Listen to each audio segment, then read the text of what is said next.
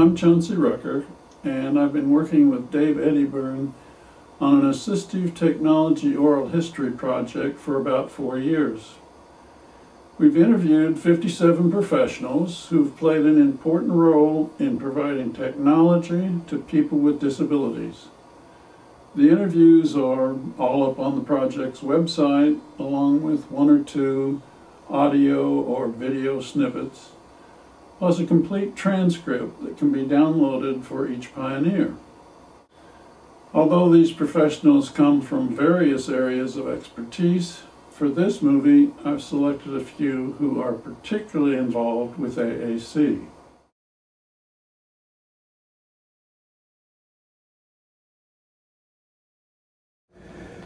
So I was still looking around, and this friend of mine comes running in. He was in track. He opens the door and he says, "Lyle, you decided what you're going to do?" And I said, I was in the sweat room, and I said, "Oh, Glenn, I don't know." And I went through what I just said, and I said, I know one thing is I don't want driver's ed. I don't know. And he says, "Speech correction.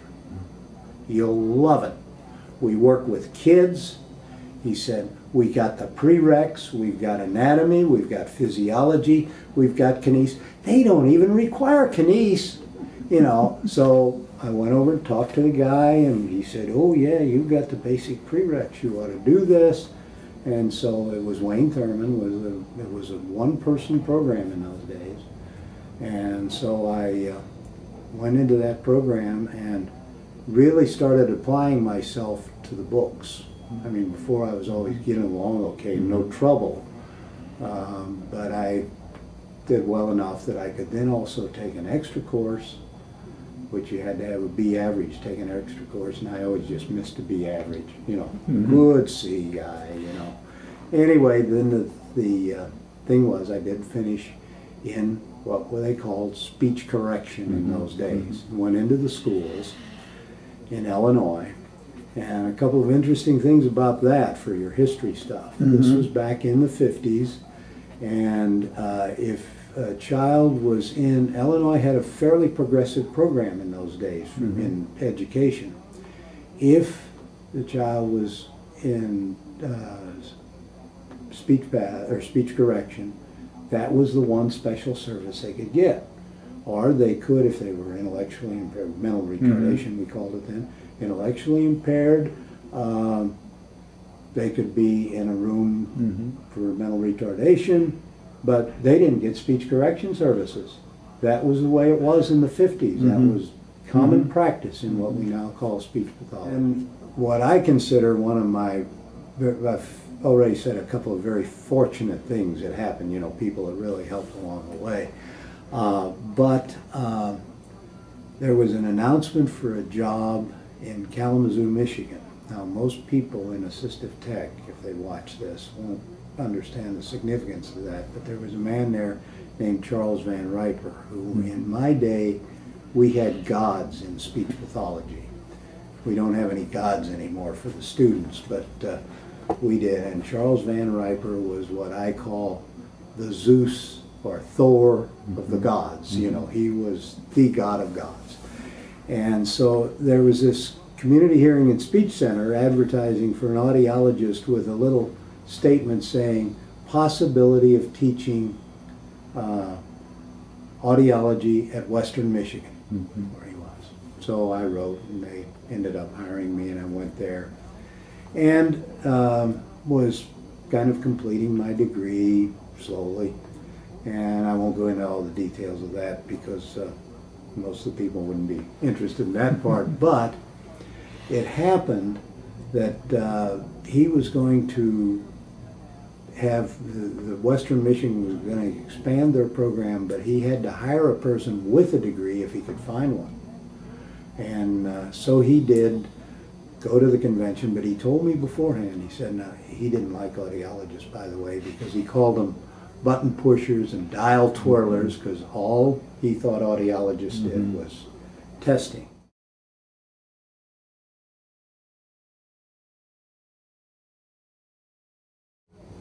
I was getting a little tired of doing all this classical stuff and was thinking about doing something more related to the modern world.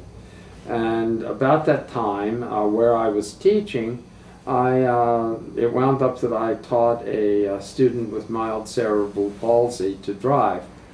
And my fellow faculty members acted like there was some sort of joke. And I thought, man, this is an awful social prejudice.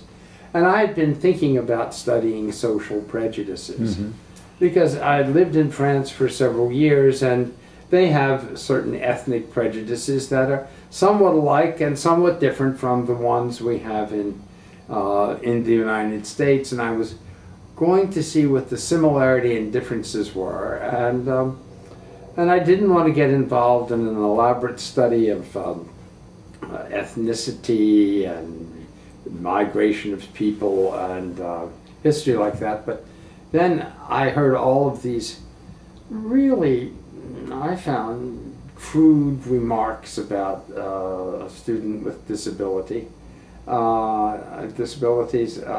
But I thought that would be a good subject to talk about prejudices toward people with disabilities. And I was in the middle of that when I went up to Middlebury, Vermont, and I'd come into contact with a new field called augmentative communication. It wasn't called that then, but I had heard about it, and I heard that people with cerebral palsy and other disabilities were speaking by means of voice synthesizers and computers. And when I actually got to doing some data that spring, I found out that the people that I wanted to talk to, I met some people with cerebral palsy, and their communication aids were primitive, to say the least.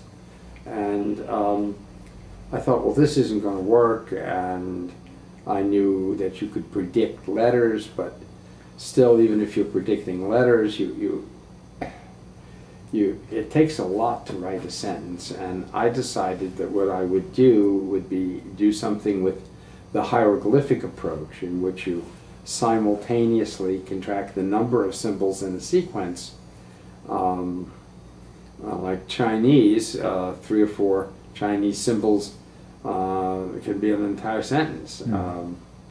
But there are 15 to 20,000 different Chinese symbols. So there's an inversion proportional relationship between the number of symbols in a symbol set and the number of symbols in a symbol string.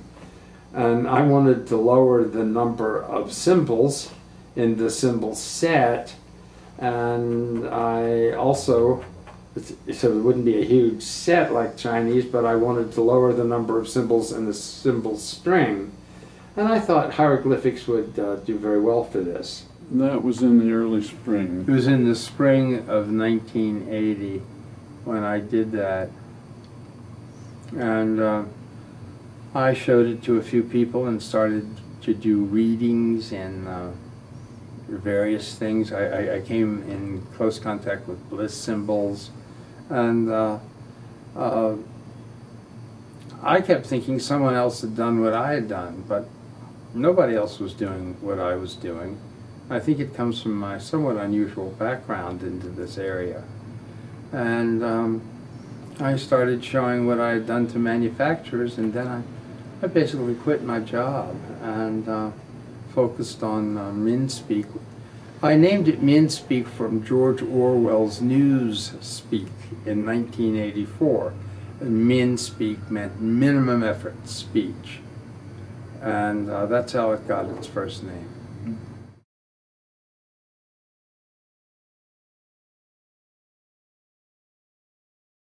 The way I got into disabilities was kind of through the back door. I was a graduate student at Indiana University, and I was actually a biology major. I was working on a master's in biology, and but I needed a job, and Mel Simmel, who was at that time a director of the Center for Innovation Teaching the Handicapped, was looking for someone who could do data analysis. And I had done a lot of data analysis even as an undergraduate.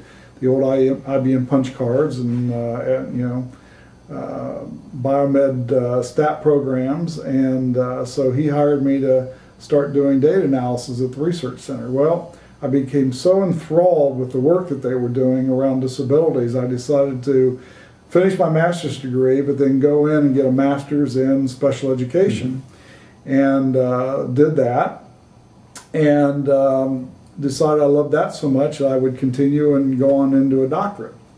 And so for, I don't know, it's almost 10 years, I was working, in the center, left for a while, went out and taught in a special ed classroom in Yorktown Heights, New York, came back and finished my doctorate, and did my dissertation using technology. So Mel was really instrumental in getting me involved in the whole use of technology around disabilities, and he was such an innovator. I mean, he just did so much great work, and continues that today. I mean, he's still actively involved, even though he's retired. But boy, he was fantastic and a great mentor, and quite the innovator. Let me explain the next video.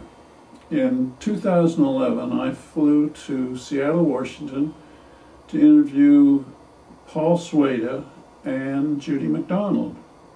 They were the inventors of the adaptive firmware card. The card turned the Apple II into a multitasking machine. It significantly improved access for individuals with disabilities. In planning for the Seattle trip, Judy and Paul suggested that I also interview 2 individuals with severe cerebral palsy who cannot speak. At the age of 10, both were selected for a University of Washington study on Morse code. For all these years, Judy and Paul have been in contact with these 2 remarkable individuals who are now in their early 40s and still communicate entirely with Morse code. What follows is a video snippet of Tanya. Tanya is a college graduate, is married, has a 5-year-old son, and has invented and sells a device called the Tandem Master. It's about the size of a deck of cards, and it can be plugged into a Mac or a PC and converts Morse code into keystrokes and mouse movements. Tanya is also a certified skydiver and has done 44 tandem skydives so far. Wow. Tanya had prepared answers to the questions I would ask her in the interview. She enters the answers by using a head switch with her Tandem Master. When I arrived at her home, she would simply hit a head switch to come up with the answers for each of the questions. So let's take a look at one of Tanya's video snippets.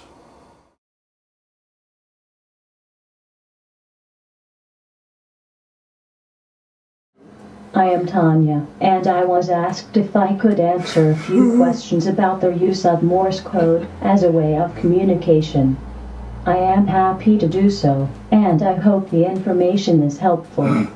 Oh, just to let you know, I have cerebral palsy. I cannot control my movements, and sometimes my facial expressions vary well. It is not anything to worry about. Aliens are just invading my body. Just kidding. How did you communicate before you had Morse code?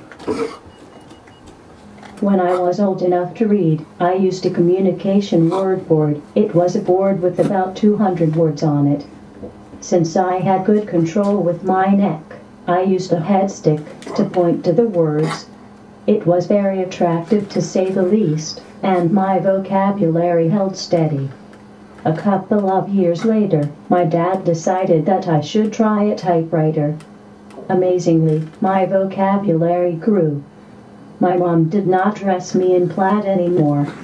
I could tell on my brother, and I finally had the chance to annoy my dad with question after question about the world. I am quite sure my dad did not in any way regret letting me try a typewriter. And oh yes, I was still very attractive with the head stick attire. I was hoping I would start a new trend at school, but unfortunately, that never happened. Several years later, my mom heard about a study for nonverbal children at the University of Washington. Luckily, I was one of 5 kids whom were chosen to participate in the 2-year project, and my life has never been the same.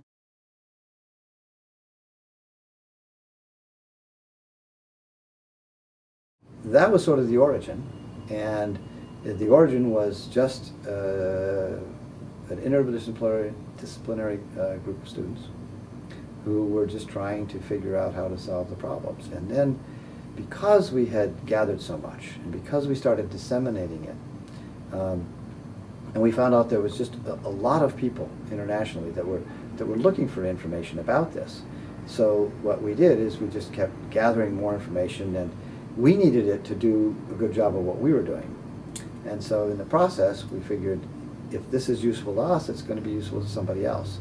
And so we would package it up and disseminate it. And so one of the best things we did was that, because it really enabled so many other people to learn and to get going. And I guess it's probably one of the things that we were known for. Mm-hmm. So the first 10 years of my life were all spent in this area of we used to call it, you know, alternative communication or non-vocal communication. And about this time, it turned out that we actually were finding out that speech pathologists were being fired for using communication boards because they were speech pathologists. And if they used a communication board, they were practicing outside of their profession.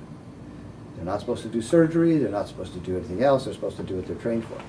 And so we looked at this, and we found that people who were given communication boards did not communicate less. They didn't speak less, and they didn't speak more poorly.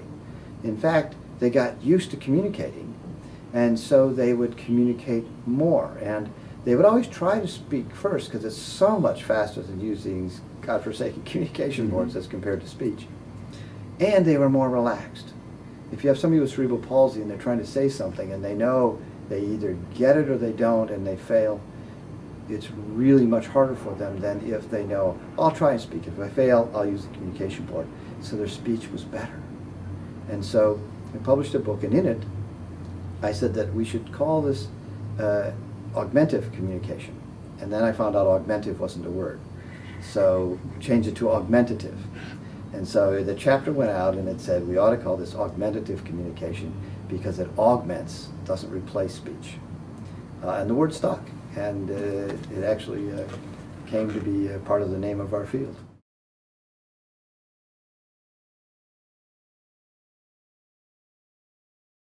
Sarah, could you tell me about when and how you got started in the whole disability area? Okay, I was in my 20s and going back to college to finish it because I hadn't gone through it the first time, and decided to be in the area of education because I was a single parent and had a little girl who was just 3.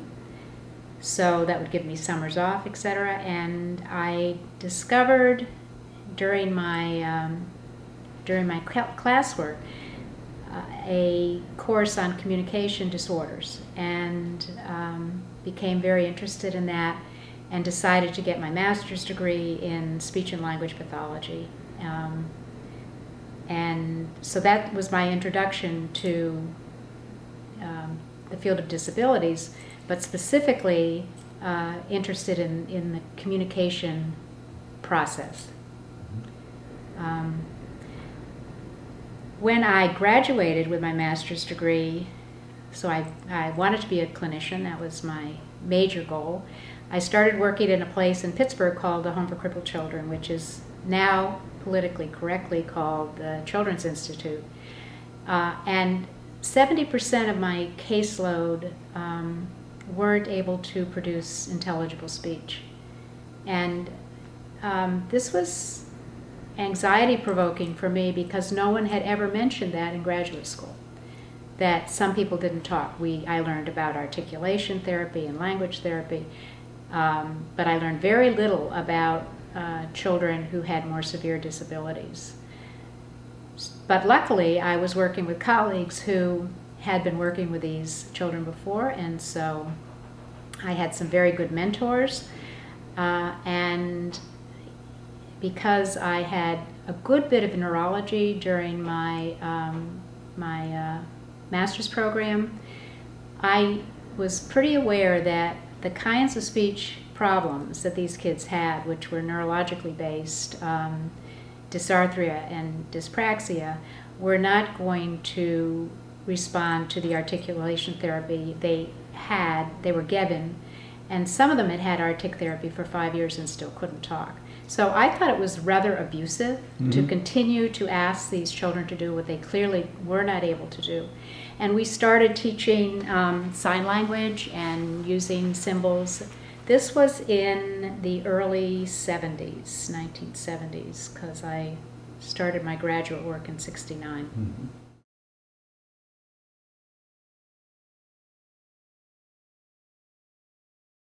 What about speech-language people in general and their acceptance of AAC? Boy, you know, that's, it's like they're, Bonnie Minton is a wonderful mom who does a lot of work in AAC, and she and I have a phrase called islands of excellence and pockets of poop. And if every state has that in terms of exemplary programs, but every state has, you know, places that aren't so great. And I see that with speech therapists, that there's some who are just so absolutely wonderful. And I think it's getting to be more and more. I'm sad that there aren't enough university courses to get people excited. I do find that so often when a speech therapist comes and actually works with kids with significant disabilities and sees positive change, that we've got them hooked for life and they just never want to go back to the land of S&R. They now are into this and realize like how amazing this is. So the bottom line is we have to get people young, get them excited, get them actually doing it. You know, go into workshops, having more videos so that they see more individuals using AAC really effectively and interactively and having fun with it, and getting them excited, because once you hook one, they never go back. I mean, you don't see somebody who worked in AAC for a couple of years and says, yeah, you know, I really think I'd like to go work on kids with our problems. That just doesn't happen. So we just have to get them young and get them excited. And we have to work with ASHA. You know, if you think about it, you know, when I asked, we were having this conversation yesterday, how many individuals have you worked with in your life if you're working in a school system with voice problems? And the answer is often none or one across the course of years. And yet, you know, most speech pathologists will have at least one class in voice disorders and other types of things. It's like change has not come easily to the field of speech pathology. Every teacher who works in a public school is going to see someone who either uses an augmentative communication or needs one, and it doesn't have one, and they can make a difference. So we've got to keep working with ASHA. We've got to keep working with all the universities. We've just got to keep pounding that because it's huge. Thanks for watching. And we would encourage you to stop by the AT Oral History Project website.